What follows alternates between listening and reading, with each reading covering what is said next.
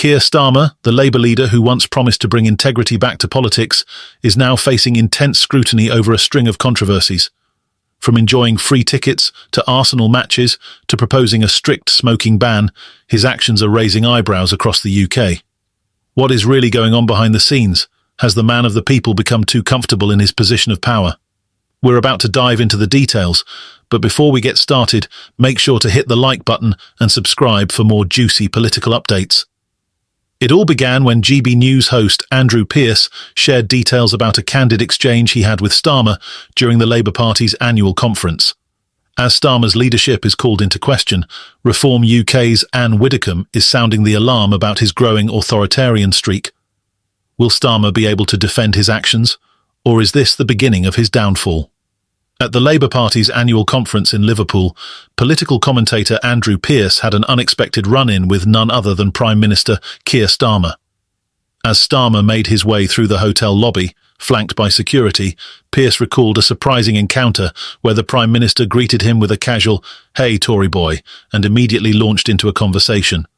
What followed was a rare glimpse into Starmer's mindset, one that seems increasingly distant from the working-class voters he once championed. Pearce wasted no time addressing the elephant in the room, Starmer's growing list of perks and freebies.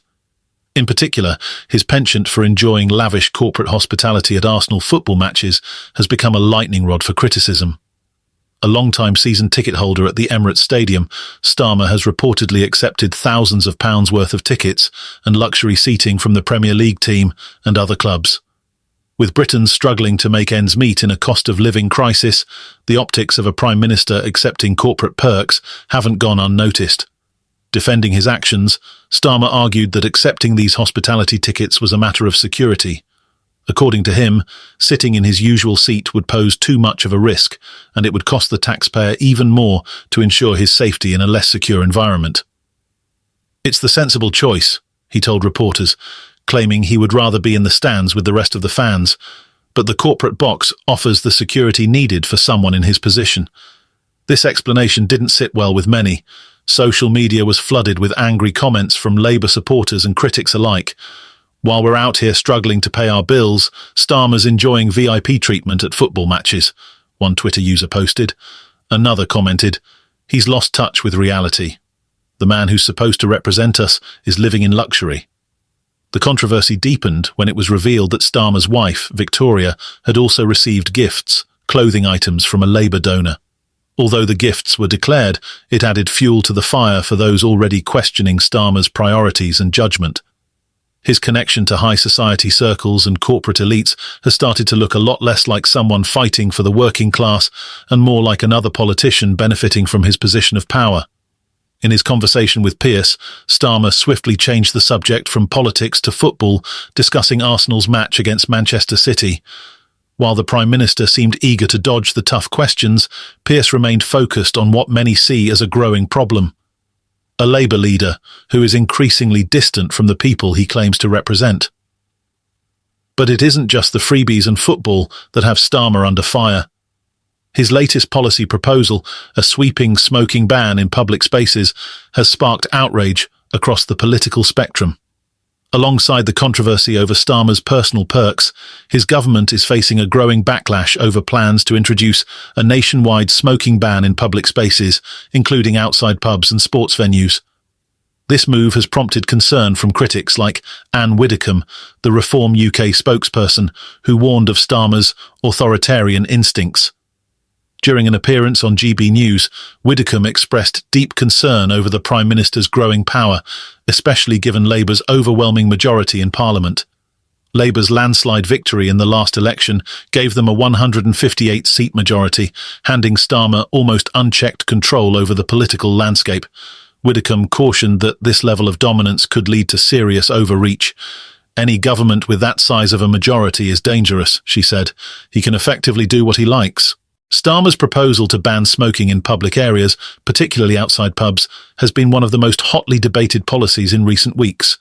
The Prime Minister framed the ban as a necessary step to reduce smoking-related deaths and ease the burden on the NHS.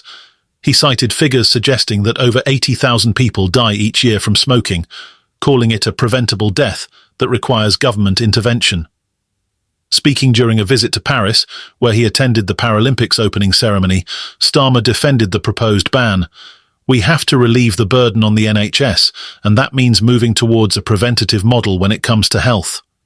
While the Labour leader's intentions may seem noble, many see this as an overstep, another instance of Starmer's government overreaching and infringing on personal freedoms. Nigel Farage, leader of Reform UK, has been particularly vocal in his opposition. In a show of defiance, Farage staged a protest outside his local pub, cigarette in hand, while enjoying a pint of lager. His message was clear. Starmer's government is becoming too powerful, and this smoking ban is just the latest example of their overreach. "The nanny state has gone too far," Farage said. "People should have the right to make their own choices." Farage's sentiment was echoed by many in the public, particularly pub owners and smokers, who feel that their personal freedoms are being chipped away. One pub owner called the ban ridiculous, stating, "It's not the government's job to tell us where we can or can't smoke. We've had enough of this interference." On the other side of the debate, health advocates argue that the ban could have a significant positive impact on public health. According to the charity Action on Smoking and Health, the introduction of smoke-free laws in 2007 led to a 2.4% reduction in hospital admissions for heart attacks, saving the NHS millions. Advocates of the new ban believe it will have a similar effect, reducing smoking-related illnesses and easing the pressure on the already strained health service. While the public remains divided, the question of whether this policy is an overreach remains a hot topic. Starmer, buoyed by his large parliamentary majority, has the political capital to push through such measures, but at what cost? Keir Starmer's leadership is under fire from multiple directions. On one hand, his acceptance of corporate freebies, like luxury seats at Arsenal matches, has sparked outrage from voters who expected more integrity from their Prime Minister. His justification that these perks are necessary for security reasons hasn't convinced the public, many of whom feel increasingly disconnected from a leader who seems more at home in VIP boxes than on the front lines of Britain's working-class struggles. On the other hand, Starmer's push for a nationwide smoking ban has further ignited fears that his government is becoming too authoritarian. With a large majority in Parliament, Starmer holds immense power, and his critics, like Anne Widdecombe, worry that this smoking ban is just the beginning of a slippery slope towards greater government control. The coming months will be critical for Starmer. Will he continue to double down on policies that risk alienating large swathes of the public, or will he find a way to bridge the gap between his lofty political ambitions and the everyday concerns of ordinary Britons? What do you think? Is Keir Starmer still the right leader for Britain, or has he lost touch with the people? Let us know your thoughts in the comments below, and don't forget to subscribe for more political updates.